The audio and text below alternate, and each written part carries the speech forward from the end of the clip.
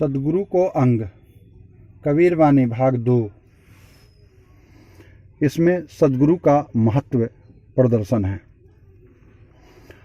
आप 7 दीप 9 खंड 3 लोक 21 ब्रह्मांडों में सतगुरु के समान हितकारी किसी को नहीं पाएंगे।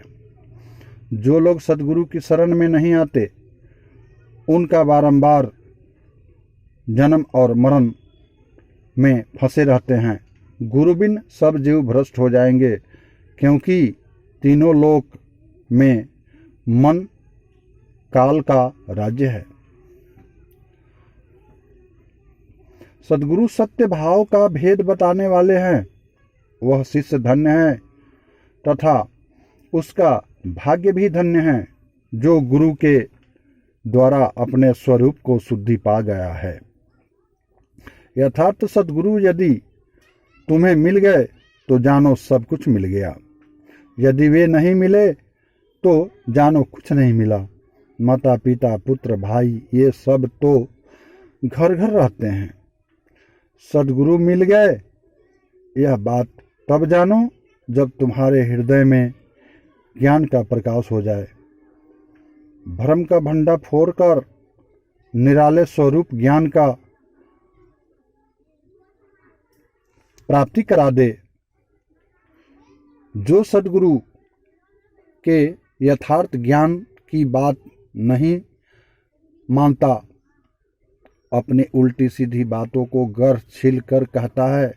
कबीर साहब कहते हैं कि ऐसे मनुष्य से क्या करिएगा, उसके मन में तो कुछ और ही विचार है। यदि तूने अपना मन गुरु को दे दे और गुरु को दे दिया तो जानो सब दे दिया, क्योंकि मन के साथ ही शरीर है, वह अपने आप समर्पित हो जाएगा। अब देने को रहा ही क्या। जिस मुक्ति को खोजते खोजते ब्रह्मा सूर नर मुनि और देवता सब थक गए। हे संतो, उसकी प्राप्ति के लिए सद्गुरु की सेवा करो। दुखों से छूटने के लिए संसार में उपमा रहित युक्त संतों को संगत और गुरु का ज्ञान है। इसमें अत्यंत उत्तम बात यह है कि सद्गुरु के वचनों पर काम दे। कबीर साहब कहते हैं कि कोई अपनी जानी हुई बात कहे और पानी की थाह बतावे, परंतु उसकी बात न मानकर पथिक कुघाट में जाकर डूब मरे तो उसके लिए क्या औषधि है। इसी प्रकार गुरु ज्ञान को न मानने वाले के लिए क्या उपाय है। कोई उपाय नहीं है ऐसे व्यक्ति के लिए। कुघाट में डूबा हुआ मनुष्य बचता नहीं। कुघाट में डूबा हुआ मनुष्य बचता नहीं।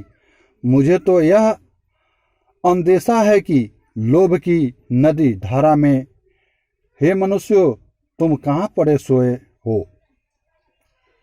सद्गुरु के उपदेश बिना सूर नर मुनि तथा ब्रह्मा विष्णु महेश की सद्गुरु के बिना सूर नर मुनि तथा ब्रह्मा विष्णु महेश भी नहीं तर सकते। फिर अन्य साधारण जीव की क्या गणना है।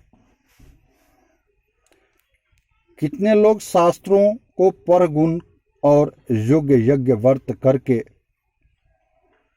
पच मुए, परंतु बिना सद्गुरु के ज्ञान एवं शांति नहीं मिलती। चाहे कोई करोड़ों उपाय करे, कुल की लज्जा छोड़कर सद्गुरु के उपदेशानुसार करो, तभी जीव का कल्याण होगा। यह निश्चय पूर्वक विश्वास कर लो। ये संतो, यदि अपने जीव का कल्याण चाहो तो सद्गुरु की खोज करो और भव के अंग अर्थात छाप दाग या पाप मिटाकर जन्म मरण से रहित हो जाओ। संसार सागर में डूबता हुआ जीव कहो कैसे तरेगा? उत्तर यह है कि सद्गुरु का हाथ पकड़ो जो सर्वत्र रक्षा करने वाले हैं। यदि सद्गुरु का यथार्थ उपदेश है, यदि मन विश्वास करे, सद्गुरु उपदेशानुसार चलने वाला कर्म भ्रम त्याग कर संसार सागर से तर जाता है। ये सिर्फ कहा सुनी की बात नहीं है। जब तक तू अपने अंदर स्थित परमात्मा को ना देख लेता है, तब तक सद्गुरु सद्गुरु नहीं। सद्गुरु वही है जो तुम्हारे घट के अंदर तुम्हारे दिव्य नेत्रों को खोलकर तुम्हारे अंदर स्थित भगवान को साक्षात्कार कराकर तुमसे कहवा दे कि हाँ हमने देखा है, तभी तो सद्गुरु हैं, नहीं तो वो तो सभी ठगु हैं। तो अब इतना ही कहकर अपने वाणी को विराम देता हूँ। श्रोतागण को मैं नमस्कार करता हूँ। फिर तीसरा भाग लेकर अगला दिन मैं आ रहा हूँ, उसको भी सुन लेंगे।